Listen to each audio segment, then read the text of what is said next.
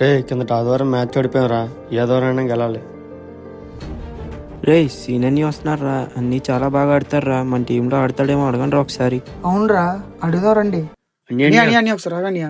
ఏంట్రా అనియా, నువ్వు క్రికెట్ బాగా ఆడుతుంటు కదా అనియా, మా టీంలో మ్యాచ్ ఆడచ్చు కదా అనియా.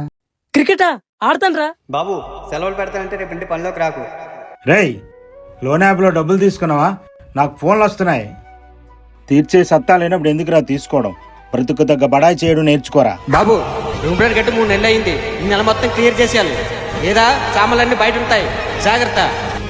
ఇంటి బాకీ ఎప్పుడు కడతారా? ఈఎంఐ ఎప్పుడు కడతావు? నా అప్పు ఎప్పుడు తీరుస్తావు? అన్ని పూర్తిగా ఆటకు దూరం అయిపోయి రాడ్. పదండి వెళ్దాం.